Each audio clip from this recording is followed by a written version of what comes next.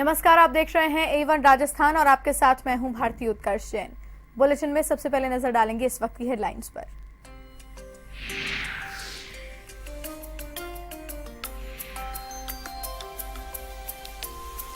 सीकर के फतेहपुर में दर्दनाक सड़क हादसा, वैन और कार में भिड़ंत, हादसे में 5 की मौत, दर्जन भर घायल।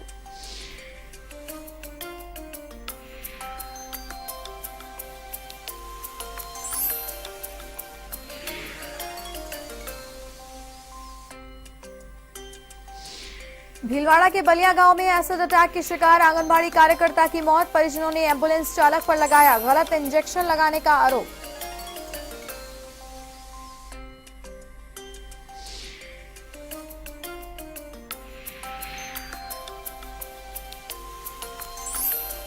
कोटा में प्रेमी युगल की तकरार के बीच बचाव करना पड़ा महंगा, प्रेमी ने चाकू से वार कर युवक को उतारा मौत के घाट, आरोपी गिरफ्तार।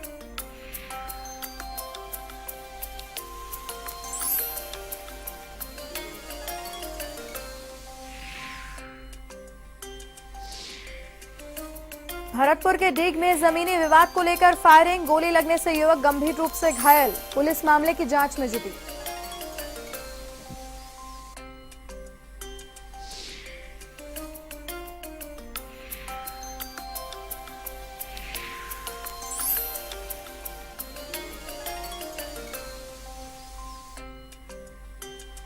हनुमानगढ़ के नोहर में कोर्ट कर्मचारी के घर चोरी, लाखों के आभूषण और 1,50,000 की नकदी लेकर चोर हुए फरार, सूचना के बाद मौके पर पहुंची पुलिस।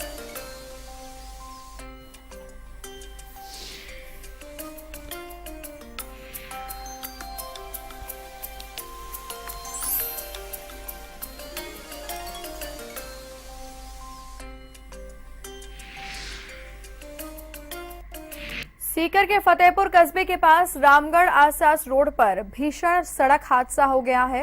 हादसे में 2 महिलाओं सहित 5 लोगों की मौत हो गई है और करीब 10 लोग घायल बताए जा रहे हैं। घायलों को कस्बे के अस्पताल में भर्ती करवाया गया है। आपको बता दें कि हादसा उस समय हुआ जब सनवाली और प्रधानपुरा गांव के कुछ लोग मारुति वैन में सवार होकर सालासर बालाजी के दर्शन कर लौट रहे थे। तभी आसास गांव के पास मारुति वैन को सामने से आ रही जीप ने टक्कर मार दी, जिससे हादसे में मारुति में सवार 2 महिलाओं सहित 5 लोगों की मौत हो गई। घटना की सूचना मिलते ही मौके पर पहुंची पुलिस ने सभी घायलों को अस्पताल पहुंचाया और मृतकों के शवों को मोर्चरी में रखवाया। 2 गंभीर घायलों को सीकर रेफर किया गया। फिलहाल पुलिस ने मामला दर्ज कर जांच शुरू कर दी है।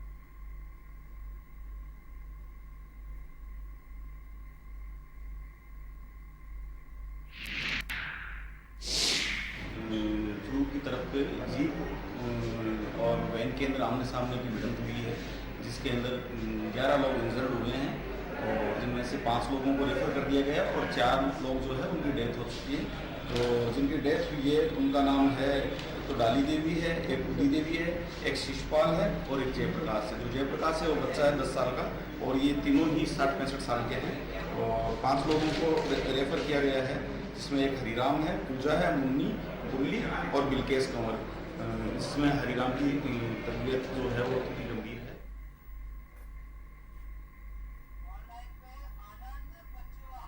और इसी खबर पर अधिक जानकारी के लिए हमारे साथ जुड़ रहे हैं आनंद जी। आनंद, पूरी खबर विस्तार से बताएं। भारती, मैं आपको बताना चाहूंगा, ये लोग सालासर बालाजी के दर्शन करके वापस लौट रहे थे।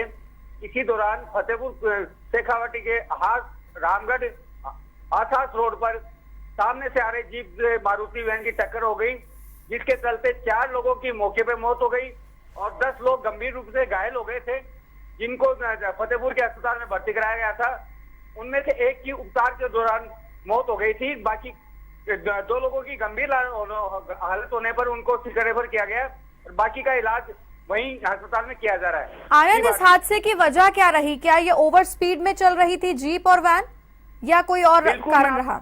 मैं भारतीय आपको बताना चाहूंगा, ओवरटेक के चक्कर में ये हादसा घटित हुआ, जिसमें 5 लोग मौत के ग्रास बने हैं। अगर ओवरटेक नहीं करते तो ये हादसा नहीं हो सकता था। जी आनंद, घायलों की इस वक्त क्या स्थिति बनी हुई है? भारतीय, मैं आपको बताना चाहूंगा, 2 जनों की हालत गंभीर होने पर उनको सीकर रेफर किया गया है। उनकी स्थिति यथावत बनी हुई है और बाकी के जो लोग हैं उनका उपचार फतेहपुर में किया जा रहा है। हालांकि सीकर में जो रेफर किए गए हैं, उनकी हालत अभी गंभीर बनी हुई है।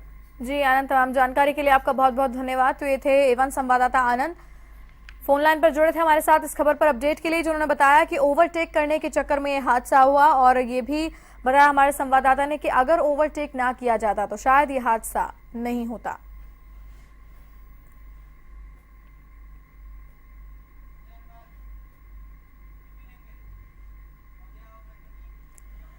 भीलवाड़ा के बलिया गांव में एसिड अटैक की शिकार आंगनबाड़ी कार्यकर्ता की उपचार के बाद उदयपुर से लौटते समय मृत्यु हो गई। आपको बता दें कि 21 अप्रैल को गांव से घर लौटते समय पिंकू कंवर पर तेजाब फेंकने से गंभीर रूप से वो झुलस गई थी, जिसे स्थानीय डॉक्टर्स ने उदयपुर रेफर किया था, जहां इलाज के बाद डिस्चार्ज कर दिया गया। एक रात पिंकू परिजनों के साथ भी रही, लेकिन पीठ में दर्द की शिकायत के बाद अस्पताल ले जाने के लिए एम्बुलेंस बुलाई गई, लेकिन एम्बुलेंस में चिकित्सा कर्मी नहीं होने से चालक ने ही 2 इंजेक्शन लगा दिए, जिसके चलते पिंकू की तबीयत ज्यादा बिगड़ गई और कुछ देर में ही पिंकू ने दम तोड़ दिया।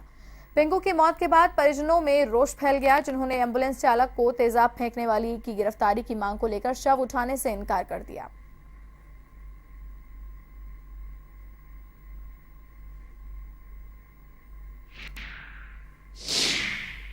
पीड़िता की आज मौत हुई और जब उसे उदयपुर रेफर करने के बाद पूरी मॉनिटरिंग गवर्नमेंट की होती है, उसमें गृह मंत्रालय की मॉनिटरिंग होती है, सीएम हाउस की मॉनिटरिंग होती है।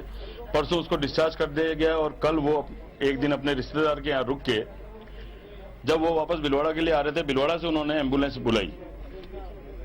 पहली नेग्लिजेंसी ये कि जब उसको डिस्चार्ज किया गया तो उस एम्बुलेंस में गवर्नमेंट की तरफ से कोई कंपाउंडर क्यों नहीं दिया गया। कंपाउंडर नर्स दोनों। दूसरा, वो जब आदमी वहां से डिस्चार्ज होके चला तो उसकी सूचना यहाँ पर किसी भी थाने संबंधी किसी को नहीं दी गई। जब भीलवाड़ा से एम्बुलेंस उदयपुर गई और आते वक्त उसको थोड़ा सा कमर में पेन हुआ मंगलवार के पास में, तो एम्बुलेंस चालक खुद को कंपाउंडर बताते हुए उसने अपने किट में से एक इंजेक्शन निकाल के उस पीड़िता के लगाया। सेकंड इंजेक्शन उसने वापस अपने हमीरगढ़ में लगाया। 2 इंजेक्शन लगाने के बाद उस पीड़िता की मृत्यु हो गई। आज पूरा समाज यहाँ इकट्ठा है, पुलिस प्रशासन इकट्ठा है। आज हम मांग ये करते हैं कि इस तरह से अगर कोई भी एम्बुलेंस चालक, उसको अधिकार क्या है कि किसी को इंजेक्शन लगाए। ये एक बहुत बड़ी जघन्य घटना है, प्रशासन पूरा इस पर ध्यान दे। इस तरह की घटनाएं इस भीलवाड़ा में बहुत जोरदार हो रही है और रोज हो रही है, और इनका जो आतंक है एम्बुलेंस वालों का, पूरे भीलवाड़ा शहर, भीलवाड़ा प्रशासन सब इससे पूरी तरह से परिचित। कोटा के कैथूनी पोल थाना इलाके में प्रेमी युगल के बीच हो रही टकरार को रोकना एक कोचिंग छात्र को इतना भारी पड़ गया कि छात्र को अपनी जान से हाथ धोना पड़ा। दरअसल ये पूरी घटना शहर के गढ़ पैलेस के अंदर घटित हुई। आपको बता दें कि हरियाणा के गुड़गांव निवासी छात्र अनिल वामल अपने दोस्तों के साथ मिलकर कोटा की एक निजी कोचिंग संस्थान से मिलकर मेडिकल की तैयारी कर रहा था। वामल अपने 3 दोस्तों के साथ गढ़ पैलेस में घूमने के लिए गया था। अनिल सोमवार देर शाम को दोस्तों के साथ गढ़ पैलेस से बाहर निकल रहा था, तभी प्रेमी युगल आपस में किसी बात को लेकर झगड़ रहे थे। इस दौरान युवक ने अपने साथ खड़ी युवती को पीटना शुरू कर दिया, जिसका अनिल ने विरोध किया तो युवक ने चाकू से अनिल के सीने पर तेज वार किया। ऐसे में उसके दोस्त अनिल का घायल अवस्था में अस्पताल लेकर उसे पहुंचे, जहां डॉक्टर्स ने उसे मृत घोषित कर दिया। घटना के बाद आरोपी मौके से फरार हो गया था, लेकिन पुलिस ने कुछ देर बाद ही उसे धर दबोचा। सूचना के बाद मृतक छात्र के परिजनों ने कोटा पहुंचने पर पुलिस ने शव का पोस्टमार्टम करवाकर परिजनों को सुपुर्द कर दिया। साथ ही पुलिस आरोपी युवक से पूछताछ कर मामले की जांच पड़ताल भी कर रही है।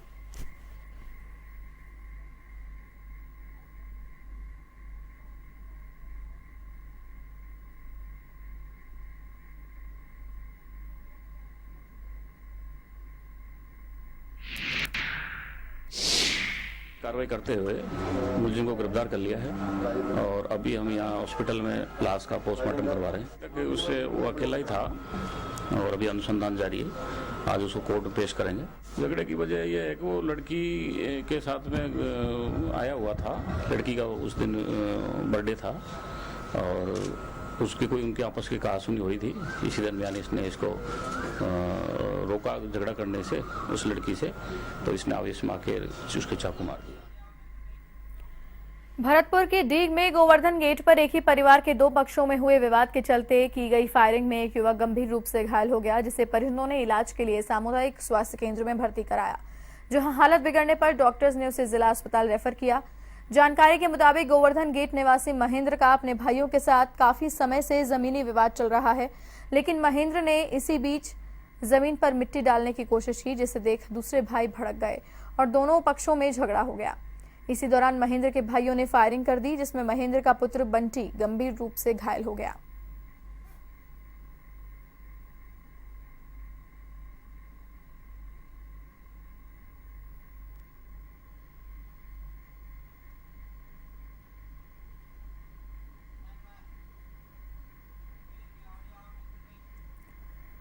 नागौर मेड़ता शहर में जैतारण चौकी पर नीम के पेड़ से एक शव लटका मिलने से सनसनी फैल गई। सूचना मिलते ही एसएचओ तुलसीराम प्रजापति मय जाप्ता मौके पर पहुंचे। मृतक की पहचान कैलाश नायक के रूप में हुई है, जो पास में पंचर की दुकान पर काम करता था। पुलिस ने परिजनों की मौजूदगी में शव को नीचे उतरवाया और पोस्टमार्टम के लिए मोर्चरी में भिजवाया। परिजनों ने हत्या की आशंका जताई है। ऐसे में पुलिस का कहना है कि पोस्टमार्टम की रिपोर्ट के बाद ही कारणों का खुलासा हो सकता है।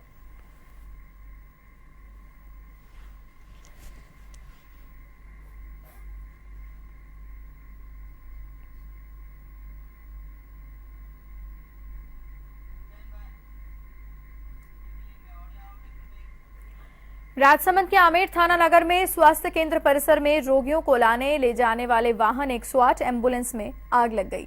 आग लगने से अस्पताल परिसर में अफरा तफरी मच गई। ऐसे में अस्पताल प्रशासन और स्थानीय प्रशासन ने कड़ी मशक्कत के बाद टैंकर से पानी डालकर आग पर काबू पाया। आग लगने के कारण एम्बुलेंस कबाड़ बन गई, जिससे रोगियों को ले जाने के लिए संकट खड़ा हो गया। ग्रामीणों में आगजनी की घटना के बाद नगरपालिका के प्रति गहरा रोष जताया और उच्च अधिकारियों से दमकल उपलब्ध कराने की भी मांग की।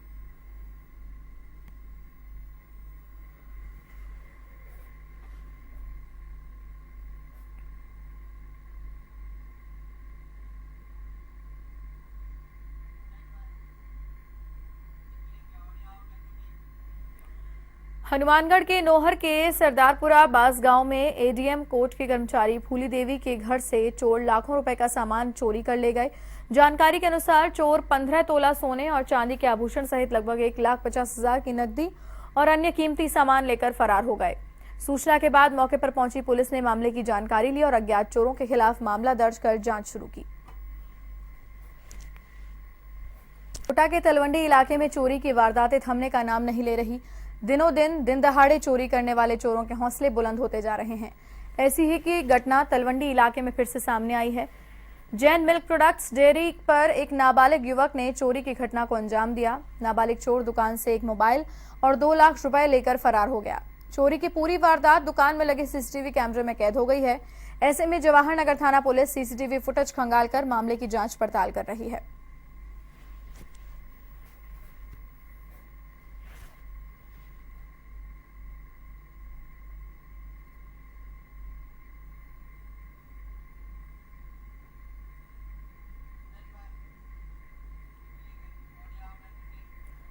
जैसलमेर के पोखरण में बेकाबू कार पलटने से एक ही परिवार के आधा दर्जन लोग घायल हो गए, जिन्हें स्थानीय अस्पताल में भर्ती कराया गया।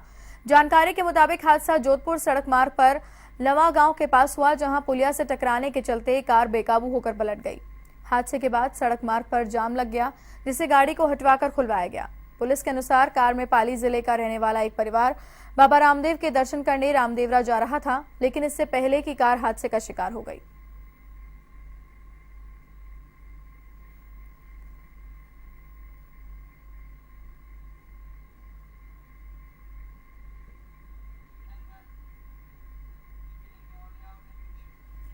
झुंझुनू के गुढ़ागौड़जी में 3 दिन से स्थानीय लोग बालाजी मंदिर के पास से शराब के ठेके को हटाने की मांग को लेकर विरोध प्रदर्शन कर रहे हैं। इससे पहले लोगों ने ब्लॉक स्तरीय जनसुनवाई में संसदीय सचिव कैलाश वर्मा को ज्ञापन सौंपा। साथ ही संभागीय अधिकारियों को आबादीय क्षेत्र से शराब ठेका हटाने की बात कही। फिर भी इस मामले पर कोई कार्रवाई नहीं हुई।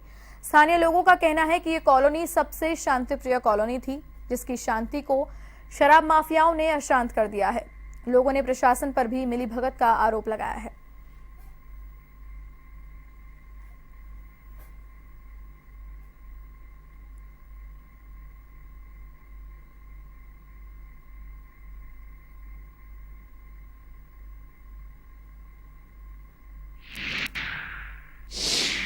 कुछ लोगों ने ना प्रशासन की मिली भगत से यहाँ पे बालाजी के मंदिर के पास में अवैध रूप से ठेका खोल दिया है, जिससे महिलाओं और आवासीय कॉलोनी में रहने वाले सभी लोगों को बहुत परेशानी का सामना करना पड़ रहा है।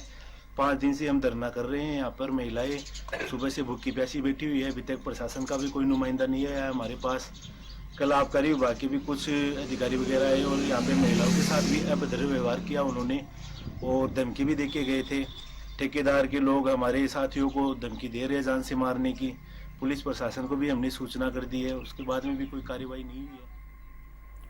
सीएम राज्य के 11 मई को प्रस्तावित करौली के हिंडौन सिटी के दौरे ने स्थानीय लोगों की उम्मीदें जगा दी है। कस्बे के राज्य के अस्पताल में सुविधाएं बढ़ाने के साथ आमजन की सुरक्षा की मांगे भी उठने लगी है। स्थानीय लोगों के अनुसार अस्पताल में सुविधाओं की कमी के चलते लोगों को जिला अस्पताल की ओर रुख करना पड़ता है। ऐसे में लोगों को उम्मीद है कि सीएम राज्य अपने दौरे में स्थानीय लोगों के लिए कई सौगातें लेकर आएंगी।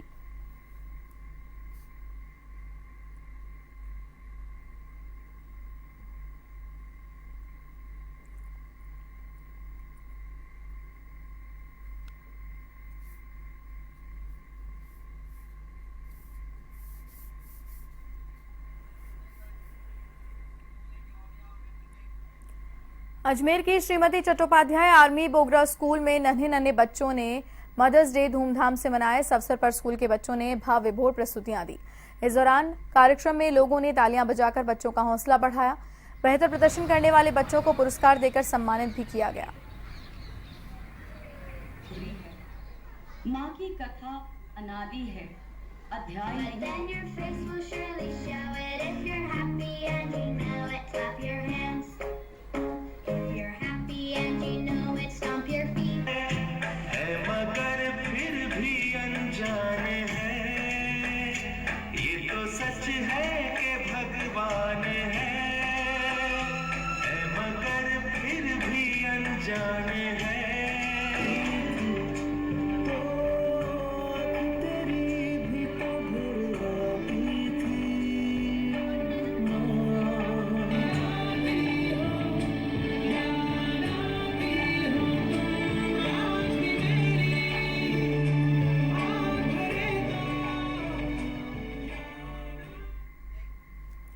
और इसी के साथ इस बुलेटिन में फिलहाल के लिए इतना ही। देश और दुनिया की तमाम बड़ी खबरों के लिए आप देखते रहिए वन टीवी। नमस्कार।